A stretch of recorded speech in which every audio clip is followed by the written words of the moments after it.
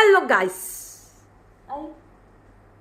Welcome to my YouTube channel. Actually എൻ്റെ കുറേ cousins വീട്ടിലുണ്ട്. അവരുടെ ഡിസ്റ്റർബൻസിൻ്റെ ഇടയ്ക്ക് ഉണ്ടായാൽ ഞാൻ ഉത്തരവാദിയല്ല. ഇവിടെ ഇരുന്നുകൊണ്ട് എന്നെ ഇട്ട് പ്രകോപിപ്പിക്കുന്നുണ്ട്. പക്ഷേ ആസ് ഐ പ്രോമിസ്ഡ് ഓൺ ടൈമിൽ ഞാൻ വന്നിരിക്കുകയാണ്. കുറച്ച് ലേറ്റായിട്ട് വരണമെന്ന് ആഗ്രഹമുണ്ടായിരുന്നു, പക്ഷേ വേണ്ട, ഇപ്പം തന്നെ വന്നു കളയാം. സോ ഇന്ന് നമ്മുടെ ടോപ്പിക്ക് ആട് ജീവിതമാണ്. അതെവിടെ വെച്ചാൽ എന്തോ നോക്കട്ടെ.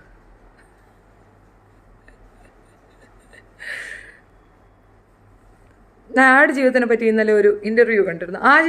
ആട് ജീവിതത്തിൽ ആടുമായി നടന്നത് എന്ത് എന്ന ചോദ്യവുമായിട്ട് നമ്മളുടെ ചാനലുകാർ ഓടിപ്പാഞ്ഞ് അങ്ങോട്ട് ചെന്നിട്ടുണ്ട്. ആടുമായിട്ട് ഞാൻ ജീവൻ എന്തൊരു ചെയ്ത്, അതാണ് ഇപ്പോഴത്തെ അറിയേണ്ട ഏറ്റവും കുലംകുശിതമായ ഒരു ക്വസ്റ്റ്യൻ. ആ കുലംകുശിതമായ ക്വസ്റ്റ്യന് പാവപ്പെട്ടവൻ ആൻസർ ചെയ്യുന്നുണ്ട്. നമുക്കന്ന് കണ്ടു നോക്കാം. ഒരു നോവലിനകത്ത് പറയുന്ന ഒരു പോർഷൻ ഉണ്ട്, ആടുമായിട്ടുള്ള ഒരു ലൈംഗിക ബന്ധത്തിൽ ഏർപ്പെട്ടു എന്ന് പറയുന്ന ഒരു. നിങ്ങൾ അവിടുന്ന് ഇവിടം വരെ വന്നോട്ട് മാത്രമല്ല, കളഞ്ഞിട്ട് എഴുന്നേറ്റ് പോയി. നോവലിന് വേണ്ടിയാണ് പുള്ളി എഴുതിയത്. നമ്മൾ ആടിനെ ഈ മരുഭൂമി കിട്ടി എന്ത് ഇതൊക്കെ. ഞാൻ ബെന്യാമിൻ സാറിനെ വിളിക്കുന്നതാണ്. ആടെ അങ്ങനെ ഇത് ചോദിക്കാൻ ചെയ്തെങ്കിൽ അങ്ങനെ എഴുതിയെന്ന് വെച്ചാൽ അപ്പൊ അവയ്ക്ക് വേണ്ടി അങ്ങനെ എഴുതുന്നതാണ് നിന്നിട്ട് പറഞ്ഞത്. അത് നമ്മളെ ആൾക്കാരൊക്കെ അത് വായിക്കേണ്ടതല്ലേ എന്നൊക്കെ ഞാൻ ചോദിച്ചായിരുന്നു. ഞാൻ ആടിനെ 100% ഇങ്ങനെ സ്നേഹിച്ച് വളർത്തി. എനിക്ക് പോകണമെന്നുള്ള ആഗ്രഹമായിരുന്നു. അതേയധികം. ഇതിൻ്റെ ഫുൾ വേർഷൻ ഉണ്ട്. ഏത് ചാനൽ എന്ന് പറഞ്ഞു കഴിഞ്ഞാൽ മഴവിൽ കേരളം. ഭേദമില്ലാത്ത സബ്സ്ക്രിപ്ഷനൊക്കെ ഉണ്ട്. അത് കണ്ടവർ എത്ര പേരാണെന്നറിയാം കേട്ടോ. ഈ ഒരു വിഷയം ഞാൻ ഇന്നലെ റീനയുടെ വിഷയം പറയുന്ന സമയത്ത് എന്തോ ഒരു മാറ്റി പറഞ്ഞു എന്ന് പറഞ്ഞുകൊണ്ട് കുറേയധികം എൻ്റെ കുറേ സബ്സ്ക്രൈബേഴ്സിനെ വിളിച്ചിട്ട് പറഞ്ഞു, നിങ്ങൾ എന്തിനാ അവരെ സപ്പോർട്ട് ചെയ്തു, റീന ഫ്രാൻസിസിനെ സപ്പോർട്ട് ചെയ്തു. വെരി ബിഗിനിങ് ഞാൻ നിങ്ങളോട് പറഞ്ഞാണ് റീന ഫ്രാൻസിസിനെ സപ്പോർട്ട് ചെയ്യുന്നതല്ല, എനിക്ക് ആ പെൺകുട്ടിയെ സപ്പോർട്ട് ചെയ്യാൻ താല്പര്യവുമില്ല എന്ന്. പക്ഷേ ഇസ്ലാമിയർ തങ്ങളുടെ ഒരു ലാഭത്തിന് വേണ്ടിയിട്ട് അല്ലെങ്കിൽ തങ്ങളുടെ മതത്തിനെ ഒന്ന് പ്രൊട്ടക്റ്റ് ചെയ്യാൻ വേണ്ടിയിട്ട് പെൺകുട്ടികളെ അവഹേളിക്കുമ്പോൾ തങ്ങളുടെ മതം പ്രൊട്ടക്റ്റ് ചെയ്യപ്പെടുമെന്നൊരു തെറ്റിദ്ധാരണയിൽ ആ പെൺകുട്ടിയെ വിളിച്ച തെറി എനിക്ക് തീരെ ഇഷ്ടപ്പെട്ടില്ല എന്നാണ് ഞാൻ പറഞ്ഞത്.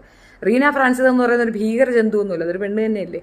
അപ്പോൾ ആ ഒരു വിഷയം മാത്രമേ ഞാൻ മുന്നോട്ട് വെച്ചുള്ളൂ. നമ്മൾക്ക് എതിരഭിപ്രായം ഉണ്ടെങ്കിൽ അത് ഒരു പെൺകുട്ടിയോടാണ് നമുക്ക് പറയേണ്ടതുണ്ടെങ്കിൽ അറ്റ്ലീസ്റ്റ് മിനിമം ഒരു ക്വാളിറ്റി ഉള്ളവരാരും ഒന്നിനു മുമ്പേ തളകി നതകി വിളിക്കുക അല്ലെങ്കിൽ അവർ നടത്തുന്നത് വേശ്യാവൃത്തിയാണെന്നൊന്നും പറയത്തില്ല എന്നാണ് ഞാൻ പറഞ്ഞു വെച്ചത്. മനസ്സിലായോ? അല്ലാതെ റീന ഫ്രാൻസിസ് പറയുന്നതിനെല്ലാം എനിക്ക് ഭയങ്കര യോജിപ്പാണ്. ഷീസ് മൈ പെറ്റ് അല്ലെങ്കിൽ she's my niece, she's my something എന്ന് ഞാൻ എവിടെയും പറഞ്ഞിട്ടില്ല, ഇനി പറയാൻ ആഗ്രഹിക്കുന്നില്ല. ഈ വ്യക്തിയോട് ചെയ്യുന്ന ഏറ്റവും മോശമായ ഒരു ടേം, അതായത് ഒരു പക്ഷേ ഫെയിമൊക്കെ കിട്ടുന്നത് കണ്ടിട്ട് സഹിക്കാൻ വയ്യാത്ത കുറേയധികം വന്യമൃഗങ്ങൾ പോയി പാവത്തിന് മൃഗങ്ങളോട് ഉപയോഗിച്ചാൽ മൃഗങ്ങൾ സൂയിസൈഡ് ചെയ്യും. അമ്മാതിരിയുള്ള കുറേ ക്യാരക്ടർലെസ് ഇഡിയറ്റ്സ് ആണ് പോയി അദ്ദേഹത്തിനെ ഈ ഇൻ്റർവ്യൂവിന് പ്രേരിപ്പിച്ചിട്ടുള്ളതെന്ന് ഞാൻ മനസ്സിലാക്കുന്നത്. ആട് ജീവിതത്തിൽ ആടുമായിട്ടുള്ള എന്ത് ബന്ധം? അയ്യോ ഭയങ്കര സംഭവമായിട്ട് വേറെ ഒന്നും ചോദിക്കാൻ തോന്നിയിട്ടില്ല.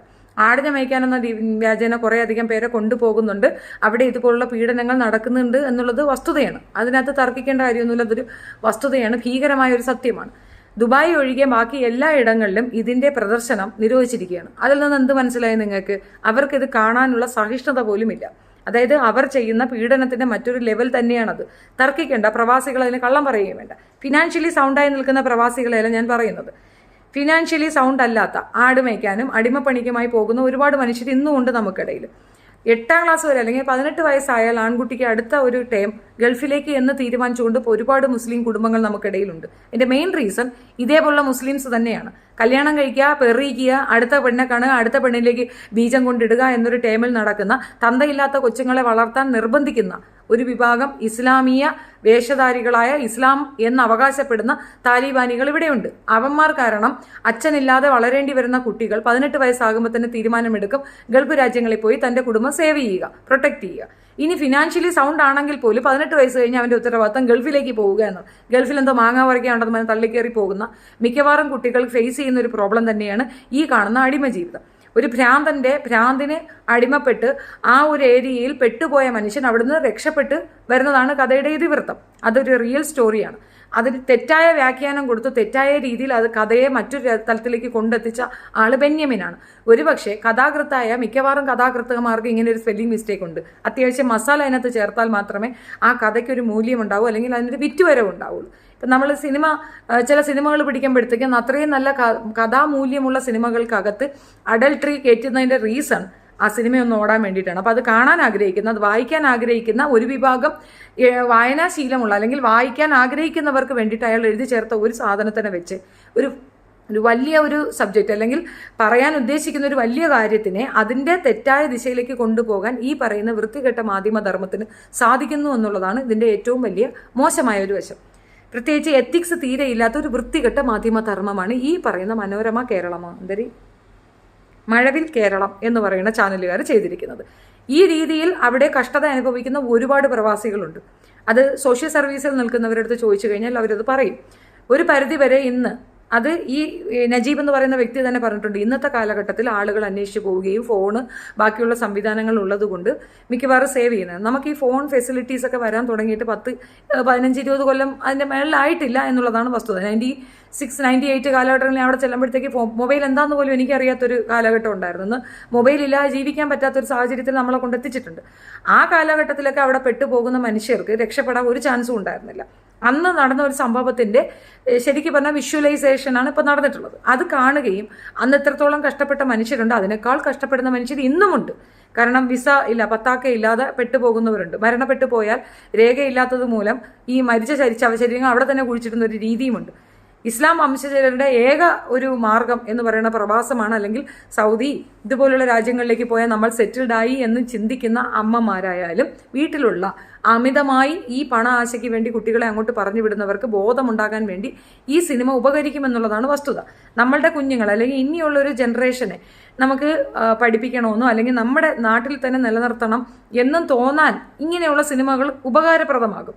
പകരം ഇതിൻ്റെ ഏറ്റവും പ്രാകൃത വശം മാത്രം എടുത്തു വെച്ചിട്ട് ഇസ്ലാം ഇതാണ്, ഇസ്ലാമിൽ ഇങ്ങനെയാണ്, അല്ലെങ്കിൽ ഇസ്ലാമിയരെല്ലാം ഇങ്ങനെയാണ്, അറബികളെല്ലാം ഇങ്ങനെയാണ് എന്ന് കോൺട്രൈസ് ചെയ്യുന്നതിന് താല്പര്യമില്ല. പക്ഷെ അപ്പോഴും ഞാൻ പറയുന്നു, ഞാൻ ദുബായിലായതുകൊണ്ടായിരിക്കും അറബികളുടെ മറ്റൊരു മോശപ്പെട്ട വശം എനിക്ക് മനസ്സിലാകാത്തത്. എനിക്ക് അങ്ങനെ ഒരു എക്സ്പീരിയൻസ് ഇല്ല. ഞാൻ എൻ്റെ 22 വർഷവും ഞാൻ ഒരേ വില്ലയിലായിരുന്നു. അവിടുത്തെ അറബികൾ, അവർക്ക് 16 മക്കളുണ്ട്, 4 പെണ്ണുങ്ങളും. അവരെല്ലാവരും വളരെ കോപ്പറേറ്റീവായിരുന്നു, വളരെ സൗഹൃദമായിരുന്നു. എനിക്ക് അങ്ങനെ ഒരു മൈനസ് ഇതില്ല. പക്ഷെ അങ്ങനെ ഇല്ലാത്തവരുണ്ടോ എന്ന് ചോദിച്ചാൽ ഒരുപാട് പേരുണ്ട്. ചെറിയ പ്രശ്നങ്ങൾ, അതായത് വീട്ടിലെ പണിക്കാരി പെണ്ണുങ്ങൾക്കാണ് ഏറ്റവും കൂടുതൽ മോശമായ അനുഭവങ്ങൾ ഉണ്ടാവുക. ചെറിയ രീതിയിൽ എന്തെങ്കിലും ഒരു മൈന്യൂട്ട് മിസ്റ്റേക്കിന് അവർ മോഷ്ടിച്ചു എന്ന് കള്ള കേസ് ഉണ്ടാക്കി അവരെ ജയിലിൽ കൊണ്ട് തള്ളുന്ന ഒരു രീതി അറബികൾക്കുണ്ട് തന്നെയാണ്. അറബികളുടെ ഒരുപാട് രീതിയിലുള്ള പീഡന കഥകൾ ഓരോ പ്രവാസിക്കും പറയാനുണ്ടാകും. ഫിനാൻഷ്യലി കുറച്ച് വീക്കായിരിക്കുന്ന ഒരു മലയാളിയാണെങ്കിൽ അയാളുടെ കഫാലത്ത് കൊടുക്കാനുള്ള എമൗണ്ട് ഇല്ലെങ്കിൽ അതും വേറൊരു രീതിയിലുള്ള പീഡനങ്ങൾ അവിടെ നിന്ന് സഹിക്കേണ്ടി വരും. സോ മെൻ്റലി അവർക്ക് നമ്മളൊരു ടേം ഉണ്ട്. അത് റീന ഫ്രാൻസിസ് പറയുമ്പോൾ നിങ്ങൾക്ക് വേദനിച്ചിട്ടൊന്നും കാര്യമില്ല, അതൊരു ടേം തന്നെയാണ്.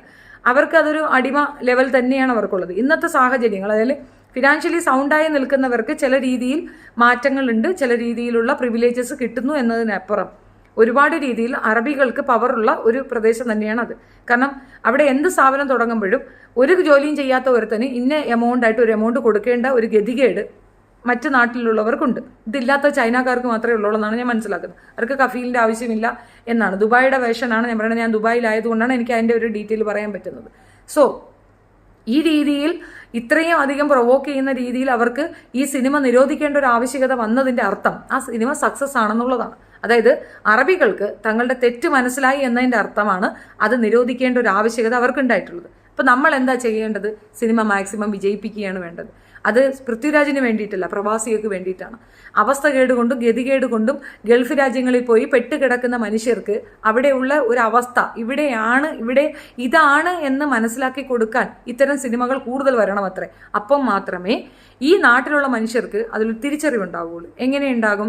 നമ്മുടെ കുഞ്ഞുങ്ങൾക്ക് ഇവിടെ തന്നെ എന്തെങ്കിലും ഉള്ള വരുമാനം മതി. വലിയ മാണിയർ കെട്ടിടങ്ങൾ, 3 നില വീടും ടൈൽസുള്ള അടുക്കളയും അങ്ങനെയുള്ള കുറേ ഫെസിലിറ്റീസൊക്കെ പെണ്ണുങ്ങൾക്ക് വേണമെന്ന് തോന്നുന്നിടത്താണ് ഇവർ ഈ രീതിയിൽ കഷ്ടപ്പെട്ടു. നമ്മൾ പണ്ട് അടുപ്പും അങ്ങനെയൊക്കെ ഉണ്ടായിരുന്നത് സ്വസ്ഥതയും സമാധാനവും സുഖവും ഉണ്ടായിരുന്നു. ഒരുപാടൊന്നും സമ്പാദിക്കുകയൊന്നും വേണ്ട. ഉള്ളതുകൊണ്ട് വീട്ടിൽ നമ്മൾക്കൊപ്പം ചേർന്ന് നിൽക്കുന്ന നമ്മുടെ മകൻ അല്ലെങ്കിൽ നമ്മുടെ ഭർത്താവും ഒക്കെ കൂടെ നിൽക്കണമെന്ന് ആഗ്രഹിക്കുന്നവർ തീർച്ചയായിട്ടും കണ്ടിരിക്കേണ്ട സിനിമകളാണ് പ്രവാസത്തിനെ ബേസ് ചെയ്തിട്ട് വരുന്ന സിനിമകൾ. നമ്മൾ കാണുന്ന അത്രയും വലിയ കളർഫുള്ളോ ഒരു ഫാൻറ്റസി ഒന്നും അല്ല ദുബായിലോ അല്ലെങ്കിൽ അതുപോലുള്ള വിദേശ രാജ്യങ്ങളിലുള്ളത്. ഞാനും എൻ്റെ മക്കളും ഒരു മുറിയിലായിരുന്നു. 30,000 രൂപ, അതായത് 3,000 ദിർഹം, നാട്ടിൽ 50,000 രൂപ മാസം റെൻറ്റ് കൊടുത്തിട്ടാണ് അവിടെ താമസിച്ചിട്ടുള്ളത്. 50,000 രൂപ റെൻറ്റ് കൊടുക്കാൻ പറ്റുമെങ്കിൽ ഇവിടെ നമുക്കൊരു വലിയ കൊട്ടാരം തന്നെ എടുക്കാം എന്നുള്ളതും ചിന്തിക്കേണ്ട കാര്യമാണ്. ഇതേ എമൗണ്ടിൽ ഇവിടെ ക്ലറിക്കൽ ജോബ് കിട്ടിയിരുന്നു, 3,500 രൂപ ശമ്പളമുള്ളൂ. അപ്പോൾ അതുകൊണ്ട് ഇവിടെ നിൽക്കാൻ പറ്റാത്ത ഒരു സാഹചര്യം സോഷ്യൽ ഇഷ്യൂസ് ഉള്ളത് കൊണ്ടാണ് ഞാൻ അങ്ങനെ ഒരു തീരുമാനം എടുത്ത് അങ്ങോട്ട് പോയിട്ടുള്ളത്. ഇത് അങ്ങനെ അല്ലാത്തവർക്ക് ഇവിടെ പിടിച്ചു നിൽക്കാനുള്ള ഇത് കൊടുക്കുക. അനാവശ്യമായിട്ടുള്ള ചെലവുകൾ, അത് നമ്മുടെ കുടുംബത്തിൽ നിന്ന് വരുന്ന അനാവശ്യമായ ചെലവുകൾക്ക് ഒരു പരിധിവരെ നമുക്ക് കൺട്രോൾ ചെയ്യാൻ സാധിച്ചാൽ പ്രവാസം ഒരു നിർബന്ധമായ ഒരു ആവശ്യമൊന്നുമല്ല. പ്രവാസം നിർബന്ധിതമാക്കപ്പെടുന്ന എപ്പോഴും നമ്മുടെ ഫിനാൻഷ്യൽ മാനേജ്മെൻറ്റ് കറക്റ്റായിട്ട് നമ്മളത് മെയിൻറ്റെയിൻ ചെയ്യാത്തതിൻ്റെ ആഫ്റ്റർ എഫക്റ്റാണ് നമ്മുടെ വീട്ടിലെ ചെലവുകൾ മെയിറ്റ് ചെയ്യാൻ വേണ്ടിയിട്ട് ഒരാളെ നമ്മൾ ബലി കഴിപ്പിക്കുന്നത്. തീർച്ചയായിട്ടും അത് ബലിയാണ്. സോഷ്യൽ ലൈഫ് ഉണ്ടാകത്തില്ല, അവർക്ക് നമ്മളുടെ കുടുംബവുമായിട്ടുള്ള വലിയ ഇതൊന്നും ഉണ്ടാകത്തില്ല. ഒരുപാട് പ്രോബ്ലംസ് ഉണ്ട്. പ്രവാസം ഞാൻ എക്സ്പ്ലെയിൻ ചെയ്താൽ തീരത്തില്ല. അതൊരു ദിവസം ഉണ്ടാകത്തില്ല, ഒരു ദിവസം മാത്രം പോരാ അത് സംസാരിക്കാൻ. ഒരു വലിയ സബ്ജക്റ്റാണ്. അപ്പോൾ ചെറിയ ചുരുക്കത്തിൽ പറഞ്ഞു കഴിഞ്ഞാൽ പ്രവാസി എന്ന് പറയുമ്പോൾ നാട്ടിൽ വലിയ ഫെയിമാണ്, ഭയങ്കര സംഭവമാണ്. നാട്ടിൽ വരുമ്പോൾ ഭയങ്കര ആക്സെപ്റ്റൻസ് കിട്ടും. ഒരു മുറിക്കകത്ത് 10-16 പേർക്കൊപ്പം ജീവിക്കുന്ന മനുഷ്യൻ പെട്ടെന്ന് ഒരു ലീവിന് നാട്ടിൽ വരുമ്പോൾ കാണിക്കുന്ന ഒരു ഫ്രീഡം, അല്ലെങ്കിൽ അവൻ കുറച്ചധികം ചിലവാക്കുന്നത്, അവൻ്റെ അത്രയും ദിവസത്തെ ജയിൽ ജീവിതം പോലുള്ള ജീവിതത്തിൽ നിന്ന് ഒരു മാസത്തേക്ക് വരുന്ന ആ പരോളിൽ അവൻ കാണിക്കുന്ന ആ വെപ്രാളം കണ്ടിട്ട് അവൻ ഫിനാൻഷ്യലി സൗണ്ടായി എന്ന് തെറ്റിദ്ധരിച്ച് അവനെ കൊണ്ട് ഇല്ലാത്തതും പൊല്ലാത്തതും ഒക്കെ വാങ്ങിക്കുകയും ചെയ്യിക്കുകയും ഒക്കെ ചെയ്യുന്ന മനുഷ്യർക്ക് ഇത്തരം സിനിമകൾ ഒരു ഐ ഓപ്പണിംഗ് ആയിരിക്കും. അതുകൊണ്ട് ആ സിനിമ വിജയിപ്പിക്കണമെന്നുള്ളതാണ് എൻ്റെ ഒരു അഭിപ്രായം. പിന്നെ ആട് ജീവിതത്തിലേക്ക് വരാം. ചേച്ചി ഐ ലവ് യു പറയാവോ? Today my birthday. ശരി, ഹാപ്പി ബർത്ത്ഡേ ടു യു. ഇത് പറഞ്ഞിട്ട് പറഞ്ഞാൽ മതിയാ? അത് ഇപ്പം തന്നെ ഞാൻ മൊത്തം ഒന്നും പറഞ്ഞുകൊണ്ടിരിക്കണം. Thank you, you are faithfully. Welcome. ഇനി ഈ ആട് ജീവിതത്തിലേക്ക് കാര്യം പറയാം. ഗുദാഭോഗം എന്ന് പറയുന്നത് അതൊരു ടേമാണ്. അത് മിക്കവാറും ഒരുപാട് പേർക്കുണ്ട്. ഇപ്പോൾ നമ്മുടെ ഈ ട്രാൻസ് വിഭാഗത്തിലൊരു സെക്ഷൻ, അവർ ഈ രീതിയിൽ ഒരു താല്പര്യരായ ഒരു ഇതാണ്. അത് ഗേ സെക്ഷൻ എന്നോ അങ്ങനെ എന്തൊക്കെയോ ഉണ്ട്. ഇനി അതിൻ്റെ ഭയങ്കരമായ ഡിസ്ക്രിപ്ഷനിലേക്കോ അല്ലെങ്കിൽ അങ്ങോട്ട് എക്സ്പ്ലനേഷനിലൊന്നും ഞാൻ പോകുന്നില്ല. പക്ഷേ അങ്ങനെ ഒരു വിഭാഗം ഇവിടെ ഉണ്ട് എന്നുള്ളതാണ്. പ്രകൃതി വിരുദ്ധമായ വീട് അതൊന്നും അല്ല കേട്ടോ. അത് ചിലർക്ക് എൻജോയ് ചെയ്യുന്നുണ്ട്, ചിലർ അങ്ങനെ താല്പര്യപ്പെട്ട് ചെയ്യുന്നുണ്ട്. പശുവിനെ റേപ്പ് ചെയ്യുന്ന RSSകാരന്മാർ 100 എണ്ണത്തിന് വേണമെങ്കിൽ ഞാൻ കാണിച്ചു തരാം. ഇവിടെ ഒരുപാട് റിപ്പോർട്ട്, എവിഡൻസ് ഒരുപാട് കൊണ്ടുവന്ന് വെക്കാൻ പറ്റും. അതേപോലെ തന്നെ ഒരുപാട് രീതിയിൽ മറ്റു മതവിഭാഗത്തിലുള്ളവർ ചെയ്യും. അപ്പോൾ ഈ വിഭാഗത്തിലുള്ളവർ ചെയ്യും, ആ വിഭാഗത്തിലുള്ളവർ ചെയ്യുന്നു. അതുകൊണ്ട് ഇത് നല്ല കാര്യമാണ് എന്നല്ല ഞാൻ പറഞ്ഞു വരുന്നത്. പക്ഷേ ഈ ഒരു വിഷയത്തിൽ നജീബിനെ ടോർച്ചർ ചെയ്യുന്നതും അയാളെ ക്രൂശിക്കുന്നതും തെറ്റായൊരു നടപടിയാണ്. കാരണം ഭാര്യയെ അടുത്തില്ല, ടോർച്ചർ ചെയ്യുന്ന ഒരു അർബാബ്, ഇതിൻ്റെ ഒരു സിറ്റുവേഷനെ അയാൾക്ക് ആട്ടിനോട് ഭയങ്കര ചിന്താധാരയാണ്. അത് ആ നോവൽ എഴുത്തുകാരനിക്ക് നല്ല അടിയുടെ കുറവുണ്ട്. അയാൾ എഴുതിയുണ്ടാക്കിയ ഒരു സംഗതിയായിട്ടാണ് എനിക്ക് ഫീൽ ചെയ്തത്. നമ്മളും അതേ അർത്ഥത്തിൽ എടുക്കുകയാണ് വേണ്ടത്. അല്ലാതെ അനാവശ്യമായി അയാൾ ഇതിനകത്തേക്ക് ബുള്ളിയും ചെയ്യുമ്പോൾ നിങ്ങൾക്ക് എന്തെങ്കിലും കിട്ടുന്നുണ്ടെങ്കിൽ അത് നിങ്ങളുടെ ഉള്ളിലുള്ള ഒരു ക്രൂരയായ അല്ലെങ്കിൽ ക്രൂരമായ ഒരു സൈക്കോപാത്ത് നിങ്ങളുടെ ഉള്ളിലുള്ളത് കൊണ്ടാണ് ഈ ഒരു അവസരത്തിൽ പോയി അയാളെ ഇകഴ്ത്താൻ ശ്രമിക്കുന്നത്. അയാളുടെ ഫെയിം കണ്ടിട്ട് നിങ്ങൾക്ക് പേടിയാവുന്നുണ്ടാവും അല്ലേ? അതായിരിക്കാം. ഇവിടെ 75%, അതായത് കേരളത്തിലല്ല, ഇപ്പോൾ ദുബായ് ആയാലും മറ്റ് ഇതേപോലുള്ള അറബ് കൺട്രികളിൽ 75% അവരുടെ ടോട്ടൽ പോപ്പുലേഷനിൽ നമ്മളെപ്പോലെ, അതായത് പ്രവാസികളാണ് അധികമുള്ളത്, അന്യദേശക്കാരാണ് അവിടെ അധികമുള്ളത്. നമ്മുടെ നാട്ടിൽ നിന്നുള്ള ഇത്രയും അധികം ശതമാനക്കണക്കിന് ആളുകൾ അവിടെയുണ്ട്. അവർ കൊണ്ടുവരുന്നത് വിദേശത്തു നിന്നുള്ള പൈസ തന്നെയാണ്. നാണ്യവിളകളാണ് നമ്മളുടെ ഏറ്റവും വലിയ വിദേശ നാണ്യം കൊണ്ടുവരുന്നതെങ്കിൽ അതിനേക്കാൾ ഉപരിയായിട്ട് NRIസിൻ്റെ എമൗണ്ട് പോകുന്നുണ്ടെന്നുള്ളത് വസ്തുതയാണ്. അത് നമ്മൾ പറയാതെ ഒളിച്ചു വയ്ക്കാൻ ശ്രമിക്കുന്ന ഒരു ടേമുണ്ട്. കേരളത്തിൻ്റെ ഈ ഡെവലപ്മെൻറ്റ്, അതായത് ഇത്രയും സ്പീഡായിട്ടുള്ള ഡെവലപ്മെൻറ്റ് പിന്നിൽ NRIയുടെ കൈയൊപ്പ് തീർച്ചയായിട്ടും ഉണ്ട്. അത് UK ബേസ്ഡ് ആയിട്ടുള്ള ക്രിസ്ത്യൻസ് ആയാലും ഈ പറയുന്ന അറബിക് രാജ്യങ്ങളിൽ പോയിട്ടുള്ള മുസ്ലിംസ് ആയാലും ശരി തന്നെയാണ്. ബേസിക്കലി ഇവർക്കൊക്കെ വേണ്ടത് ഇവിടെ ഇതേപോലുള്ള സ്ഥാപനങ്ങൾ തുടങ്ങാനുള്ള എല്ലാ സംവിധാനങ്ങളും രാഷ്ട്രീയപരമായിട്ട് ആളുകൾ സപ്പോർട്ടീവായി നിന്നുകൊണ്ട് ചെയ്യേണ്ടതുണ്ട്. ഇവിടെ ഈ ഒരു പ്രവാസി ഇവിടെ വന്നൊരു കട തുറക്കുകയോ അല്ലെങ്കിൽ ഒരു ചെറിയ വർക്ക്ഷോപ്പ് തുടങ്ങിയാൽ ആ വർക്ക്ഷോപ്പിൽ കെട്ടിത്തൂങ്ങി ചാകുന്ന ലെവലിലേക്ക് ഇവിടുത്തെ രാഷ്ട്രീയക്കാർ അവിടെ കൊണ്ടെത്തിക്കുന്നുണ്ട്. ഈ ഒരു സംവിധാനവും സപ്പോർട്ടും നമുക്ക് അവർക്ക് കൊടുക്കാൻ സാധിക്കാത്തടത്താണ് അവർ മറ്റ് രാജ്യങ്ങൾ തേടിപ്പോകുന്നത്. എല്ലായിടത്തും മലയാളി ഉണ്ടോയെന്ന് ചോദിച്ചു കഴിഞ്ഞാൽ ജോലി ചെയ്യാനും ഇതുപോലുള്ള ഐഡിയാസ് ഡെവലപ്പ് ചെയ്യാനും ഇതുപോലുള്ള ഫേമുകൾ ഉണ്ടാക്കാനുമുള്ള തല അവർക്കുണ്ട് എന്നുള്ളതാണ് എൻ്റെ വസ്തുത. ഏത് രാജ്യത്ത് കൊണ്ടിട്ടാലും അവിടെ ജീവിച്ചു പോകാൻ കഴിവുള്ള, എബിലിറ്റിയുള്ള, എല്ലാ സർക്കംസ്റ്റൻസും ഓവർകം ചെയ്യാനുള്ള കപ്പാസിറ്റി ഉള്ളത് മലയാളികൾക്കെന്നാണ് അതിൻ്റെ അർത്ഥം. അല്ലാതെ മലയാളി ദണ്ഡിയായിട്ടല്ല എന്നുള്ളത് സ്വയം ഒന്ന് മനസ്സിലാക്കുക. റീന ഫ്രാൻസിസ് എന്ന് പറയുന്ന വർഗീയ വിഷം പല കോപ്രായങ്ങളും പറയും. സോ ഞാൻ അതിനെപ്പറ്റി ബോധർ ചെയ്യുകയോ അല്ലെങ്കിൽ അതൊരു വലിയ കാര്യമാണെന്ന് പറയുകയോ അല്ല ഇന്നലത്തെ വിഷയത്തിൽ പറഞ്ഞത്. പക്ഷേ ആ പെൺകുട്ടിയെ അപമാനിച്ച രീതിയോട് എനിക്ക് തീരെ പൊരുത്തമില്ല. അവളുടെ അഭിപ്രായ സ്വാതന്ത്ര്യവും അവളുടെ പ്രാദേശിക ഭാഷയിൽ പറഞ്ഞ ഒരു കാര്യത്തിന് അവളെ ആ രീതിയിലല്ല ആക്രമിക്കേണ്ടത്. ആക്രമിക്കണം എന്ന വാക്കും റോങ് ആണ്. അവളെ അങ്ങനെയല്ല നമ്മൾ എതിർക്കേണ്ടത്. ആശയത്തിനെ പ്രത്യാശയം കൊണ്ട് എതിർക്കുമ്പോഴാണ് നമുക്ക് ജെനുവിനിറ്റി ഉണ്ടാവുക, നമുക്കൊരു എബിലിറ്റി ഉണ്ടാകും, നമുക്കൊരു സംസ്കാരം ഉണ്ടാകും, അല്ലെങ്കിൽ നമുക്ക് ഒരു വ്യൂ പോയിന്റ് ഉണ്ടെങ്കിൽ ആ വ്യൂ പോയിന്റ് കൃത്യമായ രീതിയിൽ നമ്മളത് എക്സ്പ്രസ് ചെയ്യുമ്പോഴത്തേക്കാണ് അതിനൊരു മറുപടിയായിട്ട് നമുക്ക് അതിനെ കൺസിഡർ പോലും ചെയ്യാൻ പറ്റുള്ളൂ. അതായത് റീന പറയുന്നു ഗുദാഭോഗം ഉണ്ട് എന്ന്. അതെ ഉണ്ട്, അത് ആ കാലത്ത് ഉണ്ടായിരുന്നു, കഴിഞ്ഞു. പിന്നെ അതിൻ്റെ മേളിൽ അവരെന്ത് പറയും? യൂഷ്വലി അങ്ങനെ ഒരു ടേം ഈ പറയുന്ന മതവിമർശകർ പറയുന്നുണ്ട്. ഈ മതവിമർശകർ പറയുന്നത് തെറ്റാണെന്ന് പറയാൻ നിങ്ങളുടെ കയ്യിൽ എന്തെങ്കിലും എവിഡൻസ് ഉണ്ടോ? ശരിയാണെന്ന് പറയാൻ അവരുടെ കയ്യിൽ എവിഡൻസ് ഉള്ളപ്പോൾ നമ്മൾ ആ ശരിയെ ശരി എന്ന് പറഞ്ഞുകൊണ്ട് സൈലന്റ് ആവുക. ഇന്നത്തെ കാലഘട്ടത്തിൽ അങ്ങനെ ആരെങ്കിലും ചെയ്താൽ പണിഷ്മെന്റ് എന്താണെന്ന് ചോദിച്ചാൽ പണിഷ്മെന്റ് ഉണ്ട്. ഇപ്പോൾ റിപ്പോർട്ടിന് അടിസ്ഥാനമായിട്ട് ഒരുപാട് ഉസ്താദന്മാരെ പിടിക്കുന്നുണ്ട്. ഞാൻ എതിർപ്പാണ്. വീണ്ടും ഇതിനെ വക്രീകരിച്ച് മറ്റൊരു തരത്തിൽ കൊണ്ടുവരുന്നത് ദയവ് ചെയ്തിട്ട് പറയുന്ന മുഴുവൻ കേൾക്കുക. ഇവിടെ ഒരുപാട് ഉസ്താക്കന്മാരെ പിടിക്കുന്നുണ്ട്, തീർച്ചയായിട്ടും പിടിക്കുന്നുണ്ട്. ആടെ ജമാഅത്ത് കമ്മിറ്റി വന്നിട്ട് നിങ്ങൾ പിടിക്കണ്ടെന്ന് പറഞ്ഞു? ഇല്ലല്ലോ. മാതാപിതാക്കൾ മാറി നിൽക്കുന്നു? ഇല്ലല്ലോ. കൃത്യമായ അവന്മാർക്ക് പണിഷ്മെന്റ് കിട്ടുന്നുണ്ടോ? ഉണ്ടല്ലോ. അപ്പോൾ അതിൻ്റെ അർത്ഥം എന്താണ്? ആ മതവാദികളും മതബോധമുള്ളവരും മതത്തിൻ്റെ അനുസരിച്ച് ജീവിക്കുന്ന മനുഷ്യരും ഈ പ്രവൃത്തിക്ക് എഗൻസ്റ്റ് ആണ് എന്നല്ലേ അതിൻ്റെ ഇത്. അതിൽ 90% വരുന്നവരും മാറി ചിന്തിക്കുന്നവരും മാറ്റി നിർത്തപ്പെടുകയും അതേപോലുള്ള ഇതുപോലുള്ള വക്രീയ ബുദ്ധി സാധനങ്ങളെ വേണ്ട എന്ന് പറയുന്നവരുമാണ്. 10% ചെയ്യുന്ന തെറ്റ് 90% തെറ്റാവുന്നത് എങ്ങനെയാണ്? റീന ഫ്രാൻസിസ് ഒരു ക്രിസ്ത്യൻ നാമധേയമുള്ള ഒരു സ്ത്രീയാണ്.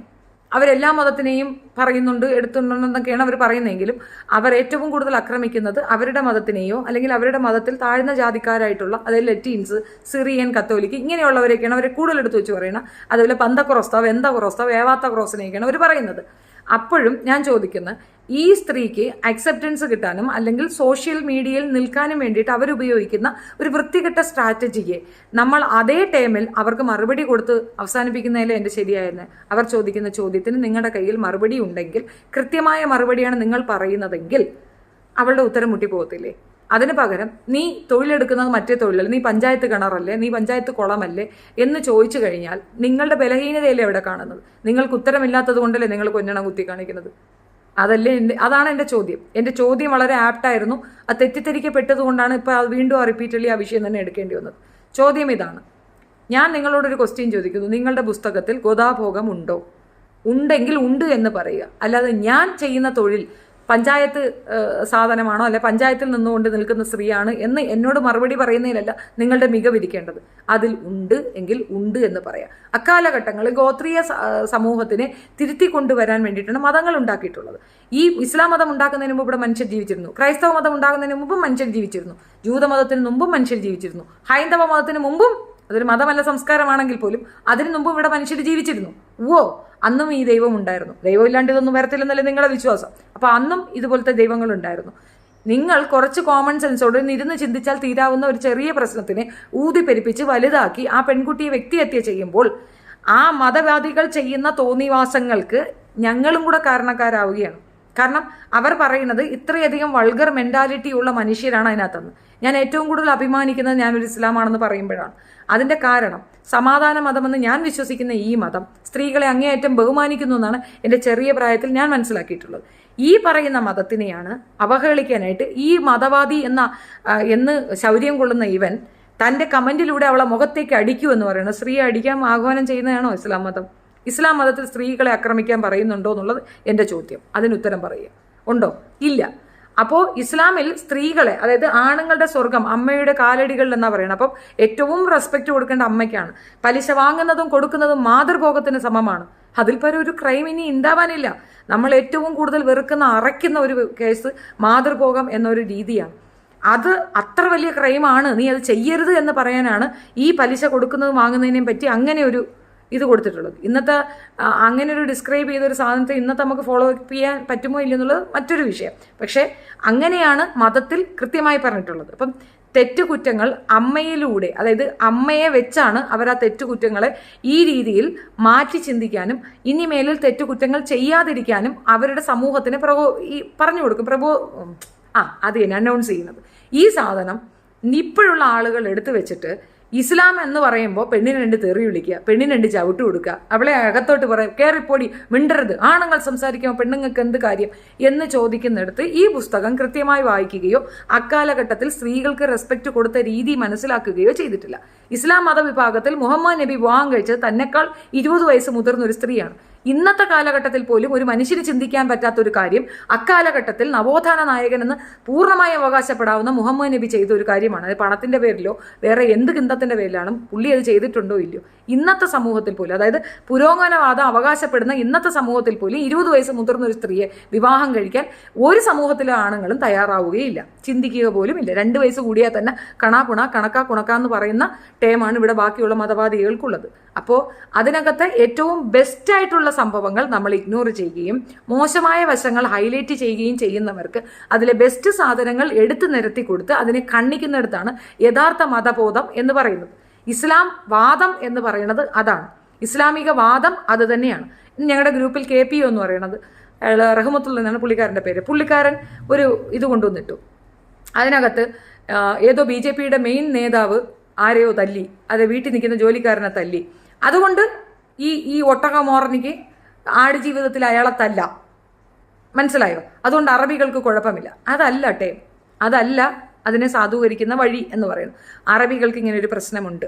അവന്മാരുടെ മാഡിനെസ്സിന് ഇടയാകപ്പെടുന്ന നമ്മളുടെ സമൂഹത്തിനെ സംരക്ഷിക്കാൻ ഈ പറയുന്ന നമ്മുടെ ചട്ടമ്പി സ്വാമി ഉണ്ടല്ലോ, നമ്മുടെ മോദി അണ്ണൻ, അങ്ങേരുടെ അടുത്ത് പറഞ്ഞു കൊടുക്കുകയും ഈ പറയുന്ന ആഭ്യന്തര വകുപ്പ് കാര്യക്ഷമതയോട് പ്രവർത്തിക്കുകയും കൃത്യമായി നമ്മളുടെ എംബസി അവിടെ വരുന്ന പ്രവാസികളായി പോകുന്ന നമ്മളുടെ ഇന്ത്യൻ സിറ്റിസണിന് കൃത്യമായ രേഖ കൊടുത്ത് കൃത്യമായി അവരെ എവിടെ പോകുന്നു, എന്ത് ജോബ് ചെയ്യുന്നു, അവർക്ക് എങ്ങനെ എല്ലാ ഫെസിലിറ്റീസും കിട്ടുന്നുണ്ടോ, അവരുടെ എല്ലാ രീതിയിലും ഇന്ത്യൻ എന്ന രീതിയിലുള്ള എല്ലാ പ്രിവിലേജും സംരക്ഷിക്കപ്പെടുന്നുണ്ടോ ഇല്ലയോ എന്ന് കൃത്യമായി നോക്കാനാണ് അവിടെ എംബസിയിൽ കുറെ കൊണാണ്ട്രമാരും.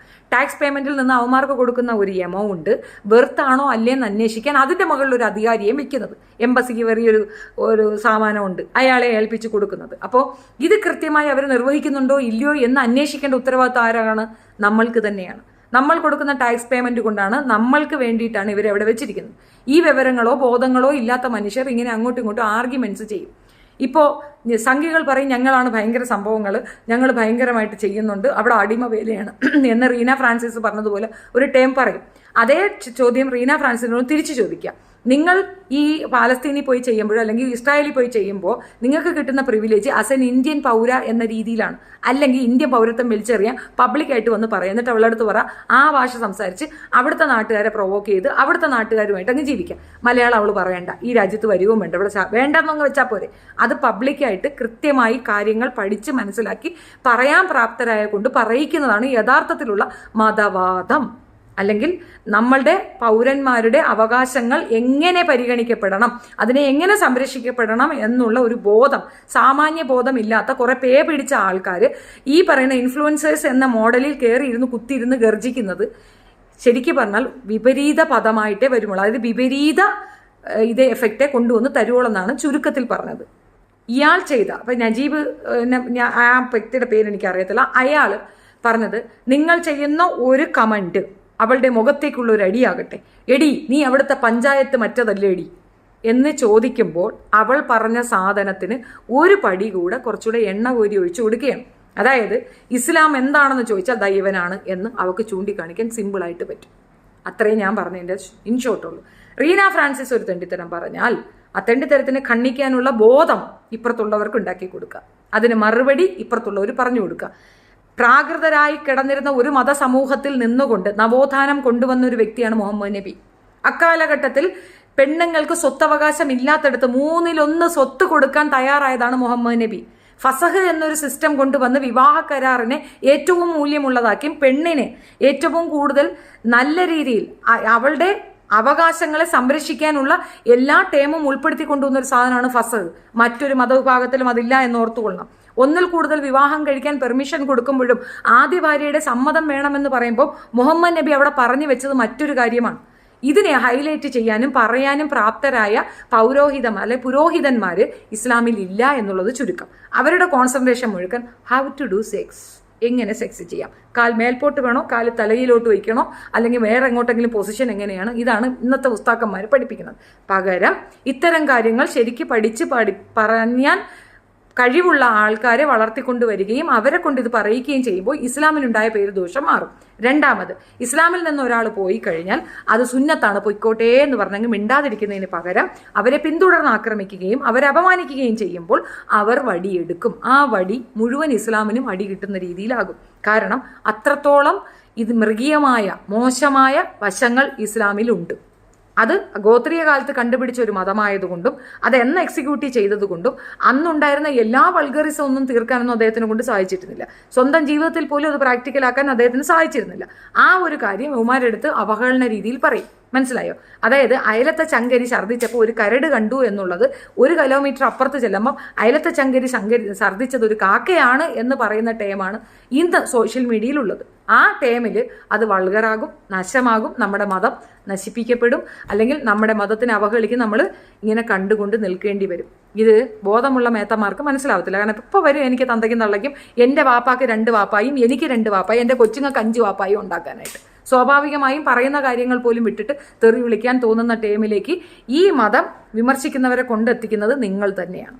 ക്രൂരമായ രീതിയിൽ നിങ്ങൾ അവരെ ആക്രമിക്കുന്നത് കൊണ്ടാണ്. ഒരു കാര്യം കൂടെ പറയാം.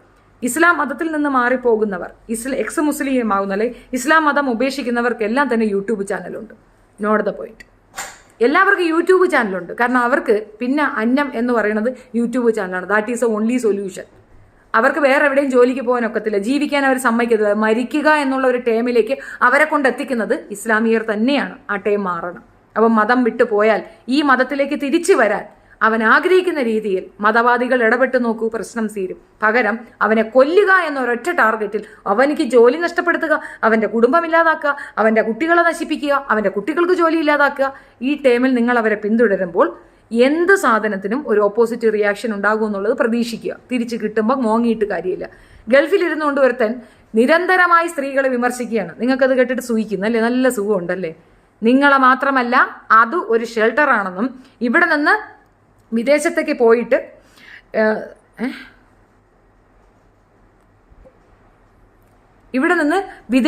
പോയിട്ട് അവിടെ ഇരുന്നു കൊണ്ട് ഇവിടുത്തെ പെൺകുട്ടികളെ തെറി വിളിക്കാം എന്ന നിങ്ങളുടെ ടേം തന്നെ റീന ഫ്രാൻസിസ് ഉപയോഗിക്കുന്നു എന്നാണ് ഞാൻ ചുരുക്കത്തിൽ പറഞ്ഞത്.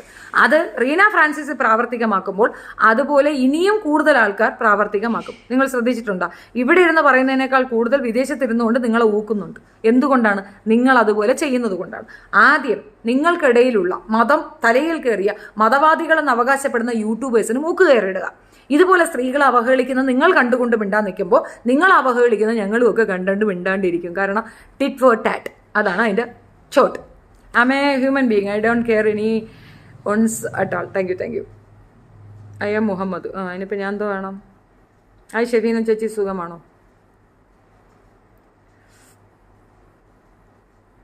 നിങ്ങളുടെ കോണ്ടെക്സ്റ്റ് വ്യക്തം ആക്കാതെ ഇങ്ങനെ പറഞ്ഞുകൊണ്ടിരുന്നിട്ട് എന്താണ്? നിനക്ക് മനസ്സിലാവുന്നത് വരെ പറഞ്ഞുകൊണ്ടിരിക്കേണ്ടല്ലോ. നീനെ പോലെ മന്ദബുദ്ധികളുടെ ഇത്രയും പറഞ്ഞാൽ പറ്റത്തില്ലല്ലോ. ചേച്ചി ഐ ലവ് യു പറയാവോ? പിന്നെന്താ I love you. Thank you faithfully. Okay കഴിഞ്ഞില്ലേ? ഞാൻ എല്ലാവരെയും കമൻറ്റ് വായിച്ചു എന്നാണ് തോന്നണേ. Yo correct. Thank you. അല്ലെങ്കിൽ ഐ ആം ഓൾവേസ് കറക്റ്റ്. അങ്ങനെക്ക് പക്ഷേ അതിൻ്റെ അഹങ്കാരമൊന്നുമില്ല. അല്ല, നിങ്ങൾ മുസ്ലിം അല്ല, പിന്നെ പൊട്ട് തൊട്ട് നീ നരകം കാണും. ഈ മുറിയേണ്ടിയ തല്ലിക്കൊല്ലാൻ കമ്പും പടിയും ധൈര്യമായിട്ട് നേരിട്ട് വേണം. അതിൻ്റെ സാമാനം വെട്ടി ഞാൻ പട്ടിക്കിട്ട് കൊടുക്കും. കള്ള ലെവലാതി.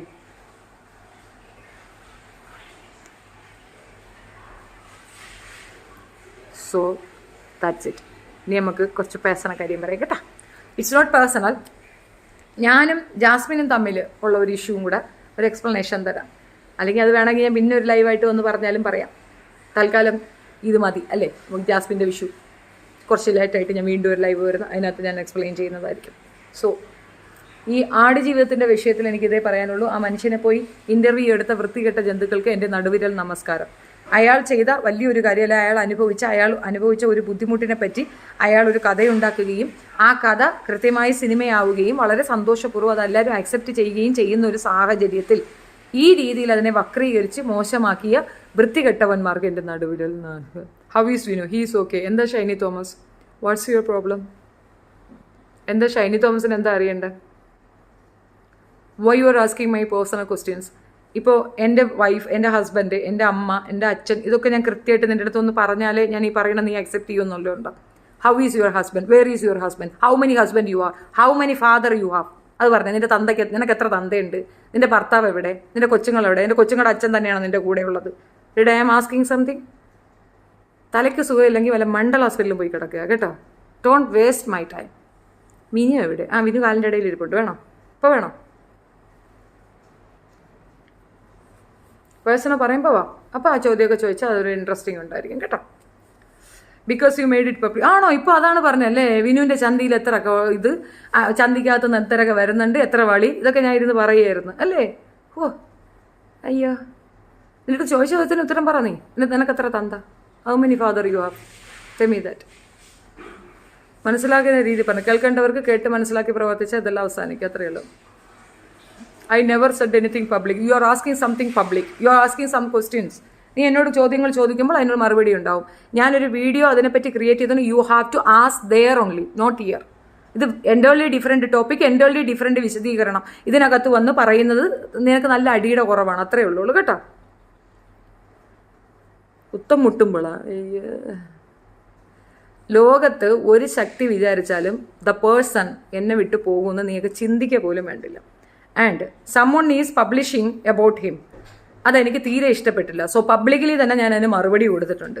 ആൻഡ് ദാറ്റ് ഫേസ് നിങ്ങൾക്ക് കാണിച്ചു തന്നിട്ടുണ്ട്. ആസ് എ പ്രോസ്റ്റിറ്റ്യൂട്ട് ആയിട്ട് വന്നിരുന്നിട്ട് കണകണകണകണാന്ന് അവൾ കാണിച്ചു തന്നിട്ടുണ്ട്. അത് ബസ് സ്റ്റാൻഡിൽ നിൽക്കുന്ന പീസാണ്. ബസ് സ്റ്റാൻഡിൽ നിൽക്കുന്ന പീസിന് ഞാൻ എൻ്റെ കൂടെ ചേർത്ത് പിടിച്ച ഒരു മനുഷ്യൻ ഒരു കാരണവശാലും സ്വീകരിക്കത്തില്ല. അത് കോമൺ സെൻസ് ഉള്ളവർക്ക് മനസ്സിലാകും. ആൻഡ് നിങ്ങൾ അതിനു വേണ്ടി വെള്ളം ഇറങ്ങുന്നുണ്ടെങ്കിൽ മരിച്ചു പോയാൽ ചിലപ്പോൾ പിരിയുന്നതിനപ്പുറം വേറെ ഒരു ടേമിലും അതിനെ എൻ്റെ അടുത്തുനിന്ന് കൊണ്ടുപോകാൻ നടക്കത്തില്ല. ഇതിൻ്റെ മുകളിൽ കടന്ന് കുതിച്ച കുതിയൊക്കെ താഴെ വന്ന് ചവിട്ടി നിന്നിട്ടുണ്ട്. അപ്പോൾ മനസ്സിലായില്ല, ഞാൻ അതിനകത്തൊരു എക്സ്പ്ലനേഷൻ്റെ ആവശ്യമില്ലല്ലോ. ഇനി അങ്ങനെ ഒരു പിരിവുണ്ടായിരുന്നെങ്കിൽ 100% ഞാൻ വന്ന് പറയുമായിരുന്നു. അതിൻ്റെ ആവശ്യമില്ല, അതിൻ്റെ ആവശ്യം ഇല്ല. That's none of your business. എന്ത് എവിടെ ചോദിക്കണമെന്നൊരു ബോധം, അത് ചുമ്മാ ഇവർക്കൊരു തോന്നലാണ്. പിന്നെ ഒരു പെണ്ണിനെ ജീവിക്കാൻ ഹസ്ബൻഡ് നെസസിറ്റി ഒന്നുമില്ല. പ്രത്യേകിച്ച് ഷെഫീന അത് സ്ട്രോങ് ആയിട്ട് പറയുന്ന സ്ത്രീയാണ്. പിന്നെ അതിനകത്ത് അങ്ങനെ ഒരു പേഴ്സൺ ഉണ്ടെങ്കിൽ ഇങ്ങനെ ഒരു വൾഗറായിട്ടുള്ള ഇങ്ങനെ ഒരു ബെഡ് സ്റ്റാൻഡിൽ നിൽക്കുന്ന ഒരു കൾച്ചർലെസ് സാധനത്തിന് ഞാൻ ഷെയർ ചെയ്യത്തില്ല. ഹി വോണ്ട് ഡൂ ദാറ്റ്, അതെനിക്ക് ഉറപ്പാണ്. പറഞ്ഞ അവൾക്കാണ് ആ ഭ്രാന്ത്, മനസ്സിലായില്ലേ? അവൾ അങ്ങനെയൊക്കെ പ്രതീക്ഷിക്കുന്നുണ്ട്. വിനു വിളിക്കും, വിനു കൊണ്ടുപോകും, വിനു ചുമന്നുകൊണ്ട് പോകും എന്നുള്ളതൊക്കെ അവളുടെ സ്വപ്നമാണ്. കോഴിക്കോട് പോയിരുന്നു എന്നുള്ളത് വാസ്തവമാണ്. പക്ഷെ അത് അവൾക്കൊപ്പമല്ല, കലാനാഥ മാസ്റ്ററുടെ മരണ ചടങ്ങിൽ പങ്കെടുക്കാനാണ് വിനു പോയിട്ടുണ്ടായിരുന്നത്.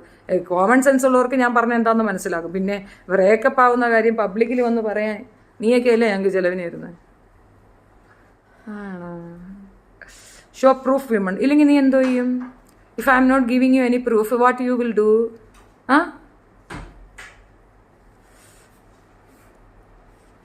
ഇടേ മോഡറേറ്റേഴ്സ് ഇല്ലേ, ഇങ്ങനെയുള്ള നാറികളൊക്കെ എടുത്ത് ദൂരെ കളഞ്ഞൂടെ? ഓ, ഇത് ഫേസ്ബുക്കിലാണോ?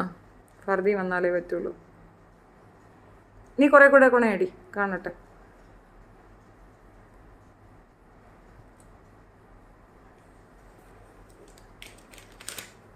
ഈ ചൊറിച്ചില് വേറൊന്നുമില്ല. ഇവർ പ്രതീക്ഷിക്കുന്ന എന്തെന്നറിയാമോ? അവങ്ങ് കളഞ്ഞിട്ട് പോയി, ഓ എന്നാ ആഘോഷിച്ച് തിമിർത്ത് തകർത്തങ്ങ് അർമാദിച്ച് കളയാന്ന്. മനസ്സിലായ?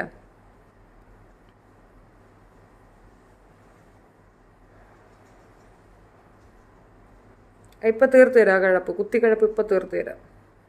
Just wait. ഇംഗ്ലീഷ് പറയാൻ അറിയില്ല? അയ്യോ, എനിക്ക് തീരെ ഇംഗ്ലീഷ് എഴുതാൻ മലയാളിയാ, ഇംഗ്ലീഷ് അറിയത്തില്ല. ഇവരെവിടെ പോയിടെ? ചായ കിട്ടാൻ ഒരു വഴിയില്ലടെ. ചായ കിട്ടിയാൽ കുറച്ചുകൂടെ ഊർജം വന്നേനായിരുന്നു.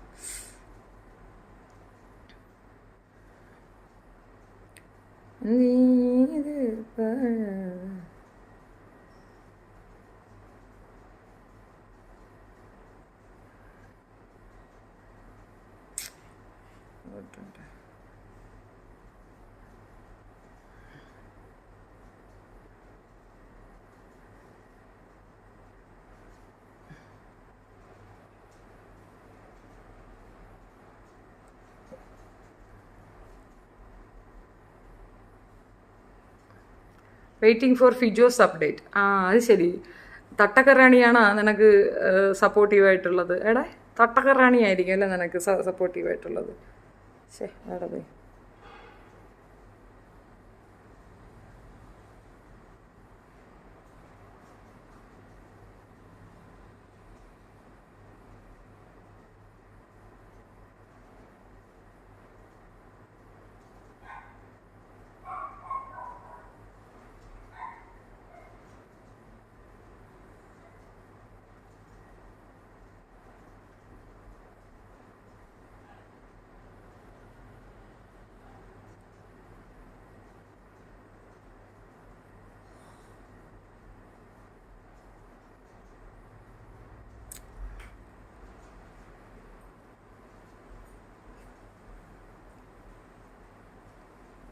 അത് ഞാൻ ഇപ്പോൾ ചെയ്യാം. ഒരു മിനിറ്റ് ഒന്ന് സമാധാനപ്പെട്ട്.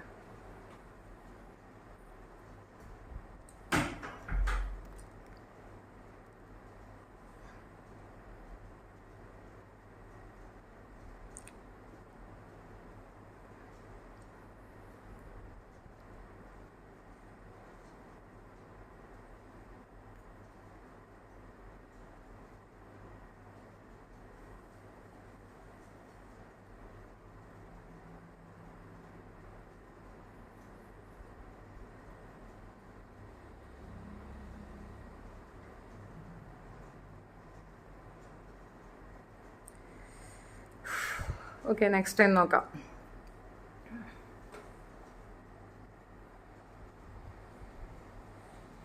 ശരി, കുറച്ച് കഴിഞ്ഞ് വരാം കേട്ടോ. ഫേസ്ബുക്കിലെ കമൻസ് ഓഫ് ചെയ്യാൻ പറ്റുമെന്നുള്ളതാണ് നോക്കേണ്ടത്.